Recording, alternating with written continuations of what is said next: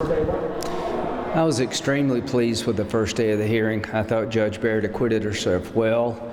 You can tell Democrats want to talk about everything but Judge Barrett. They want to talk about political issues around health care. Tomorrow will be questioning. I look forward to the American people getting to see how knowledgeable Judge Barrett is about the law. But from my point of view, I thought it was an outstanding day for the judge.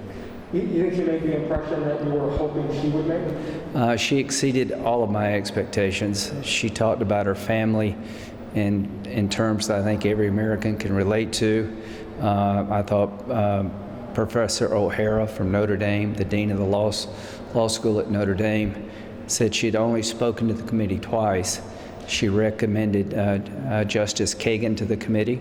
She was the dean of the law school at Notre Dame when Justice Kagan was the dean of the law school at Harvard, and she's now recommending Judge Barrett. So you have a woman of the law who's recommended Kagan and Judge Barrett to the committee. I thought that was a really nice touch, but in terms of the way Judge Barrett handled herself, you could see for yourself this is a high-quality person. I voted for every Supreme Court nominee that's been presented to the Senate since I've been here. I think they share one thing in common: quality. Quality in terms of intellect, quality in terms of background, judicial disposition. I voted for Sotomayor and Kagan. You'll never convince me that Judge Barrett is any less qualified than Sotomayor or Kagan or any person that's been before me as a member of the Senate. So on qualifications, she is a superstar. The politics, I'm hoping what happened to Kavanaugh will not happen to her. Based on today's hearing, I'm encouraged that it won't. You know, we've heard a lot of defense from Republicans about her religious beliefs and about her being a mother. But I didn't hear one Democrat bring those things up as issues. Well, right. In the last hearing, they talked about her faith in very, I think, unflattering terms. There's been a pattern in this committee. Senator Harris, hey guys, tell them to be quiet. Get up. Yeah. Can we start? Yeah, sure. You want me to react? Yeah. Well, I think the faith issue has been brought up in the past where people of faith were questioned, I think, unfairly. There was a nominee who was a member of the Knights of Columbus, a Catholic charitable organization, questioned about his membership. So I'm hoping that doesn't happen. There's a prohibition in the Constitution. There shall be no religious tests when it comes to serving one's nation. So the things that have been said about her faith, I hope that doesn't come back again. And I think the Republicans on the committee were letting our Democratic colleagues know that it would be unfair to question her faith. Every American has the ability to choose their faith, including Judge Barrett. But it seems like there was a concerted effort among Democrats not to go there. Yeah, I think they were burned by what happened last time. I think there's a real rebellion in the country. Most fair-minded Americans respect each other's faith, the choice you make as an individual. So I'm hopeful that we will not have a repeat of Kavanaugh, that this won't be a religious inquisition, that this will be a questions based on her abilities as a judge. But what you saw today was basically Donald Trump was the nominee, not Amy Barrett. And they're trying to turn this into all things Trump. Well, we heard a lot of criticism about the process, too. Yeah. And you expected that. Yeah, I mean, what we're doing with the committee is very constitutional.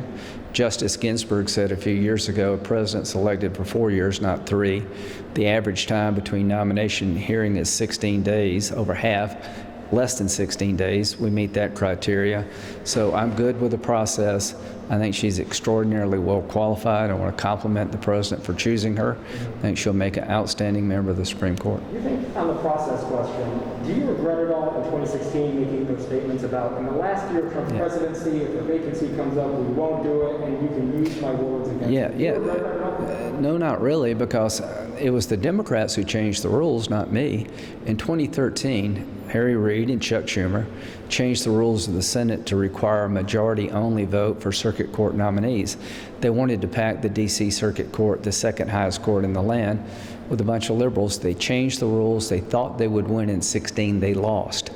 So the bottom line is Judge Garland was denied a hearing because we've only had one situation in 140 years where the party in the Senate, being different than that of the president, someone got appointed to the court.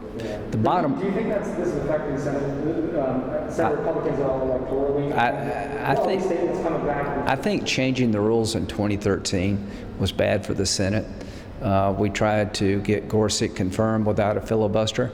It's the only partisan filibuster in the history of the Senate was Neil Gorsuch. In 2013, I said, please don't do this. The bottom line is after Kavanaugh, I vote for Sotomayor and Kagan. I get a lot of pushback from my own party. I thought that was the right thing to do. I didn't change the way it's done. They did. After having voted for their nominees, I wasn't about to watch them destroy a qualified man like Kavanaugh. And I said in January of 2019 and August of 2020, there's an opening, we will process it. And we are. Okay, so one more. You'll like this last question here. Just comment on your record in the last 4 years of nominating and confirming judges and justices. In lower courts, you've done, I think, more than 100 the past couple of years, and this would be potentially a third Supreme Court justice. That's a hell of a record on courts. Well, I'm very proud of the fact that as chairman of the Judiciary Committee, we have confirmed hundreds of conservatives to the district court and circuit court level. As chairman, I will be presiding over the replacement of Justice Ginsburg with one of the most qualified women to ever be nominated to the court, Judge Barrett. In terms of a personal legacy, I am very pleased with my time on the Judiciary Committee. As chairman, I have a historical opportunity here to put a highly qualified woman on the court, making history for conservative women. Justice Ginsburg was a highly qualified, well-respected, progressive woman. And I think our two female members on the Republican side said today, it's about all women, not just a slice of the political pie. So Judge Barrett should inspire conservative women that you too can go to the Supreme Court. Justice Ginsburg was a trailblazer for women in general. She was a conservative icon. Amy Barrett is a liberal icon. Judge Barrett, I think, to a lot of young conservative women, is becoming an icon. So I'm just pleased that it was Senator Graham serving as chairman to put the first conservative woman on the Supreme Court. I will remember that for the rest of my life. Thank you, Senator.